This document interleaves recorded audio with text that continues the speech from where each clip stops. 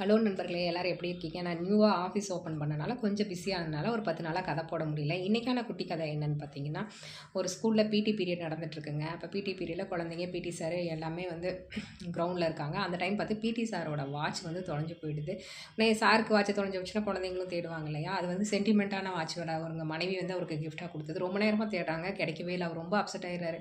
அடடா, இந்த மாதிரி தொலைஞ்சு போச்சு அப்படின்னு சொல்லிட்டு ரொம்ப சோர்ந்து போய் உட்காந்துடுறாரு. அந்த டைம் பார்த்து அவரோட அசிஸ்டன்ட் வராருங்க. அசிஸ்டன்ட் வந்து இருங்க சார், நான் கண்டுபிடிச்சி தரேன்னு சொல்லிட்டு ஒரு இடத்துல போய் ஒரு 5 நிமிஷம் அமைதியாக உட்கார்றாரு. உட்காந்ததுக்கப்புறம் பார்த்தீங்கன்னா, உடனே ஒரு 2 நிமிஷத்துலேயே அந்த வாட்சை கண்டுபிடிச்சி கொண்டு வந்து சார்கிட்ட கொடுத்துட்றாரு. சாருக்கு ஒரு சந்தேகம், இவ்வளோ நேரம் நாங்களாம் தேடினோம், அப்போல்லாம் கிடைக்கல, நீ மட்டும் இவ்வளோ சீக்கிரம் நீ எப்படி கண்டுபிடிச்ச அப்படின்னு கேட்டாராங்க. அதுக்கு அவர் சொன்னாராம், ஒன்றுமே இல்லைங்க, நான் பதட்டப்படாமல் 5 நிமிஷம் அமைதியாக கண்ணை மூடி உட்கார்ந்த உடனே அந்த வாட்சிலேருந்து டிக் டிக்னு சவுண்டு வரும் இல்லையா, அந்த சவுண்டை வச்சு அந்த எந்த திசையில் இருக்குன்னு சொல்லி நான் கண்டுபிடிச்சிட்டேன் அப்படின்னு சொல்லுவாங்க. இது மாதிரி தாங்க வாழ்க்கையில் முக்கிய முடிவு எடுக்கும்போதும் பதட்டப்படாமல் அமைதியாக நிதானமாக எடுப்போம்.